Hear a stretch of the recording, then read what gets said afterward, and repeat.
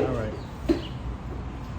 All right, this is Al Rogers with the Progressive Communication Network. I have as my guest Rabbi Barry Silver, the founder of the Interfaith Justice League and a very well-known constitutional lawyer and environmental lawyer in Boca Raton. Barry, we're going to be discussing, obviously, the recent ruling the Supreme Court made, the Mississippi clinic being closed recently because of that ruling. First, I'm going to say a quote that I'm sure you're aware of, but the audience might not be. James Madison once said, "The purpose of a separation of church and state is to keep delivered from those shores the ceaseless strife that has soaked the soil of Europe in blood for centuries." And then one other quote by the famous Margaret Sanger, who started the first birth control clinic in the early 1900s. She said, "No woman can call herself free who does not control her own body." All right, Barry, you're well versed in this subject. You filed a motion with the state of Florida Fourth Circuit Court based on the religious grounds. Can you explain the lawsuit? Sure. By the way, thanks for the introduction, which you recited just the way my mother wrote it for you. The lawsuit is based on a concept of religious freedom in the post-Roe v. Wade world, where the stacked and biased Supreme Court that was handpicked by an admitted serial abuser in order to codify his abuse in the law, they did away with Roe v. Wade. And so now we need a plan B. We have it. It's called the First Amendment. It was the creation of the architects that you referred to. And it says that you can't establish a religion or prohibit the free exercise of religion. This law seeks to establish the view about abortion and when life begins by a very narrow-minded religion and impose it on everybody else. So they're establishing a religion, and they're also criminalizing the Jewish religion, because in Judaism we recommend or advise abortion in many instances where this law prohibits. Not only is a woman entitled to an abortion, a woman is required to have an abortion by Jewish law in order to prevent physical or emotional harm or damage to her well-being. If she were to exercise her rights as a Jew to do that, she would be arrested, and so would I, for recommending such a thing. One thing I should say is there was a Citizens United decision where they called corporations people. Then they said money is free speech. Now the corporatists of the Supreme Court say that corporations have the religious freedom to ignore laws they don't like. And the question will always be, when will the madness end? And basically, there's a comedian by the name of Andy Borowitz who said women should declare themselves corporations so they can force the Supreme Court to grant them the same rights to people that they have granted to corporations. Now, Ronald Reagan once said, "You should establish no religion in this country. We command worship. We mandate no belief, nor will we ever. Church and state are and always will remain separate." And the people that claim that Reagan is their political god are going against what he said about church separation of church and state. If you want to comment on the video you just seen, call 888-465-2631. You can also contact me at Progressive Communication Network Facebook page. We have over 30,000 members of that page. Barry, there's a lot of lawsuits that are being filed in different states, and do you have a projected date when that actual lawsuit will be heard by the Fourth Circuit? We have no idea when it's going to be heard, but I can tell you that so far mine is the only one that anyone's aware of that's based on religious freedom. All the lawsuits based on right of privacy seem doomed because the right of privacy was overturned. The significance of this lawsuit is it's based on religious freedom, and therefore these Supreme Court justices pay attention to religious freedom. They believe in it, and the statute that I'm suing under in Florida that protects religious freedom was passed by fundamentalist Christians. So they can say that they don't see a right of privacy in the Constitution, but they cannot say they don't see the First Amendment. It's right there front and center, and it's the cornerstone of our democracy. As you recited, the founders of this country wanted to avoid the horrors that they saw in Europe when the church and the government were united. They saw endless wars, and corruption, and pogroms, and inquisitions, and crusades, burning at the stake of women that they called witches, and people like Giordano Bruno who taught scientific truths. They didn't want to revert back to that. They wanted to liberate ourselves from it. This law is the first effort to take a giant step backwards into those horrible days when religion and government are united. And the religion they want to impose on people happens to be about the worst one of all. You know, if they were going to impose Unitarian thought on everybody, I wouldn't be quite so concerned. Because all that would happen is people would just love each other more and maybe work for peace in the world. Or if they wanted to establish Baha'i, everybody would just work for women's rights and environmental protection. But what they're trying to do is enshrine into law a particularly narrow-minded, vicious, nasty form of religion, which teaches that they go to heaven and everybody else goes to hell, and trivializes this world, which means that they don't really care what happens here. They're too busy thinking about the next one. But those of us who live in this world, who inhabit the real world, we need to deal with the consequences of unintended pregnancies leading to birth and forcing women to have children. We know that in any society where they treat women like breeding cattle, the society suffers. Poverty increases, lack of education, lack of resources, and if you treat women with respect and allow them control over the reproductive system, the floor rises and everyone in society does better. We in the real world need to be concerned about that. I really believe that we're going to see at least a half a dozen more Democratic senators, maybe even more, based on this. They're behind in the polls in Wisconsin by double digits with Ron Johnson. They're behind by 9%. Mehmet Oz is running 9% behind Fetterman in Pennsylvania. I'm sure when Val Demings starts running really good ads on TV, her poll numbers will go up. Right now, the current ads she's running is not going to get her any more votes. So I'm sure that they're designing something based on current events that will be coming out shortly. But what's particularly disturbing is the fact that medical science, God gave men the ability to create an abortion when it's a fetus, and dictating that a fetus has certain rights when if the mother's life especially is in danger, if there's incest.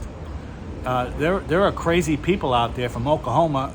There's a governor in Oklahoma. There's a few other governors around that believe that they're doing something that they think God told them to do. Let me just share something with you. First of all, the fetus that most of us should be concerned about are the hundreds of millions of people around the world who are saying, feed us. Yeah. We don't have any food. Yeah. We don't have health care. We don't have water. We don't have a decent environment. They should be concerned about people who are here. They act like life begins at conception and ends at birth. Once the fetus is born, then he couldn't care less.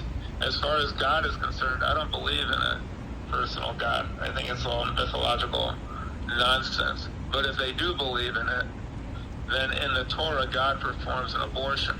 In Numbers 5:27, if a man thinks his wife was unfaithful and she's pregnant, they take her to the priest and he administers a potion. They submit it to God. and she's unfaithful, the fetus dies. So God commits an abortion. Not only that, in nature, a vast number of fertilized eggs are lost in the first minutes, hours, or days of pregnancy beyond the knowledge of the woman. So if they believe in a God, God is performing an abortion on all of these, what they call human beings. The concept that this is a human being is pure lunacy. If that's a human being, then an acorn is an oak tree and an egg is a chicken.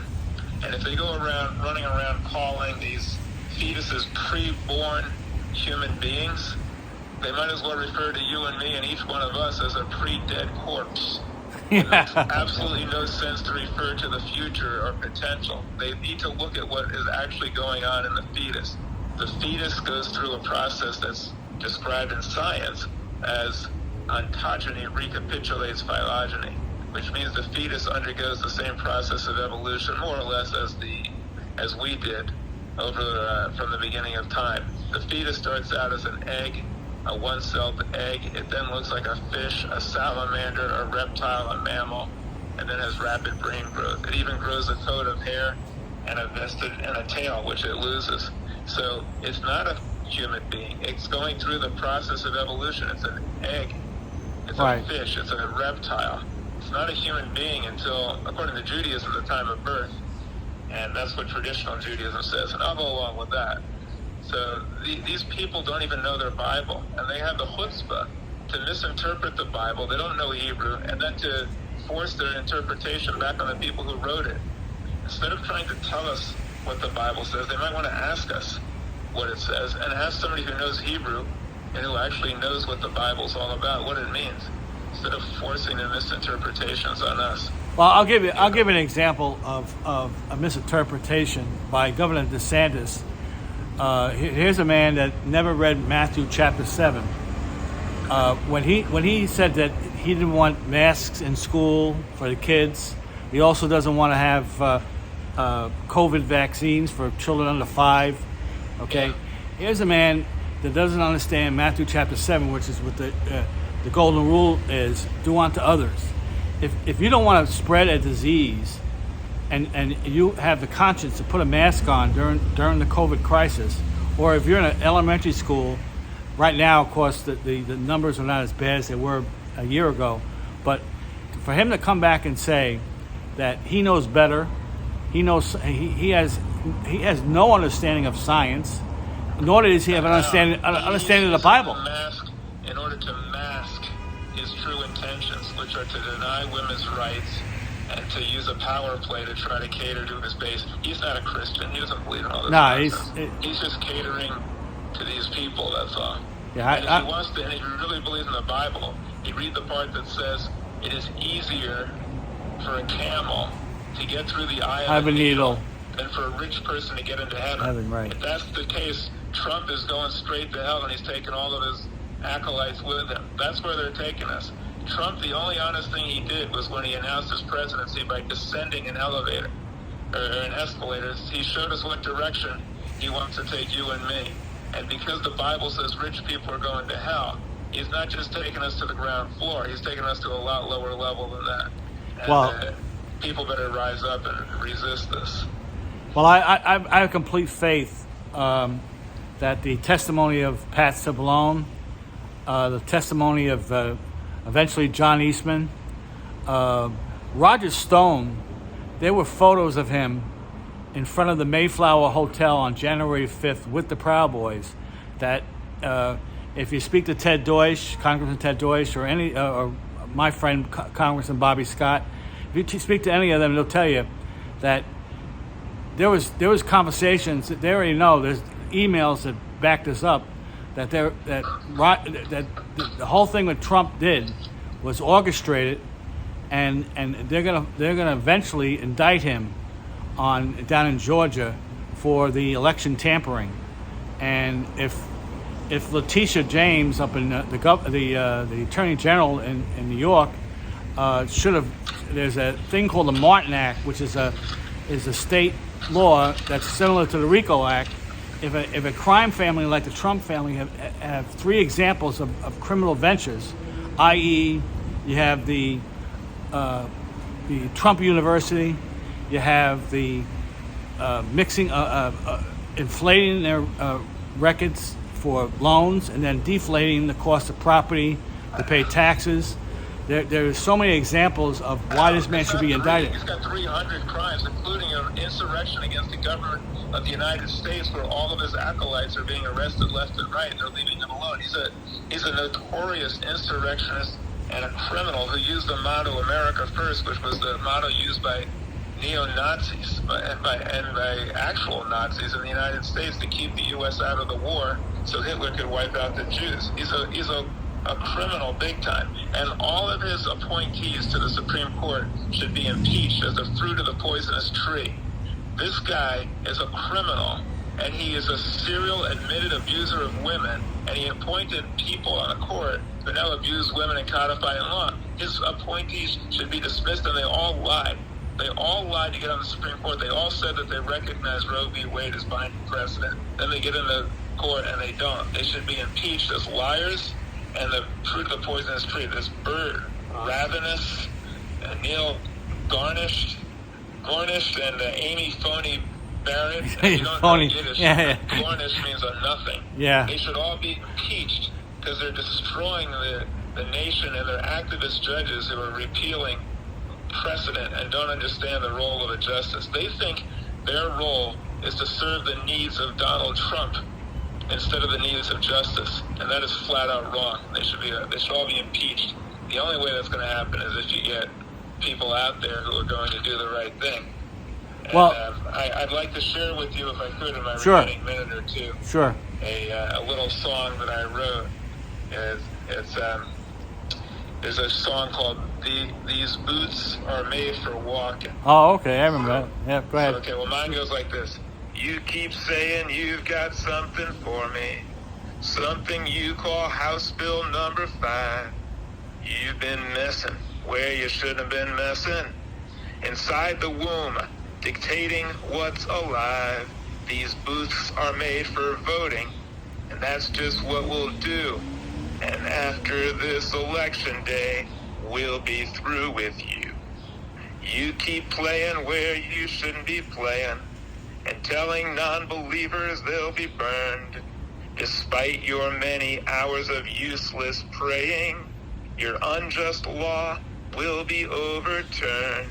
These booths are made for voting, and that's just what we'll do. And when November comes around, we'll be through with you. You tell Jews how to read the Bible and force us to accept your point of view. It's chutzpah to inflict your mistranslations when you don't even read it in Hebrew. These booths are made for voting, and that's just what we'll do. And in November in the voting booth, we'll be through with you. Amen. Well, thanks a lot. It's a pleasure to be with you, Al. Yeah. Thank you for everything. Thanks for what you're doing to spread the word. Yeah, well, no, the last video I did with very little promotion got 5,800 views, and this will probably get a lot more. So, anyway, again, if you want to comment on this video, by all means call 888-465-2621. That's the Steve Kane Show between 6 and 9. You can also join me on my next Progressive Communication broadcast Tuesday morning, right here in Boca Raton at 221 Paroline Road. And thank you for your time. Remember also, in anatomy and in politics, the heart is on the left. And if you want to find out any more about this lawsuit and a rational approach to religion and an activist approach, just go to ladorvador.org, and you can join us and find out all about it. I will put a link. I'll put a link on the Progressive Communication Network to the Ladorvador. And thank you. Keep up the good work. Yeah, thank you for your time, and enjoy the rest of your Sunday. Thanks. You too. Bye-bye. This is Al Rogers signing off. To Progressive Communication Network Facebook page. If you like what you see, please like the video, spread the word, and it's Democrat Activist is the YouTube channel. Thank you and have a great day.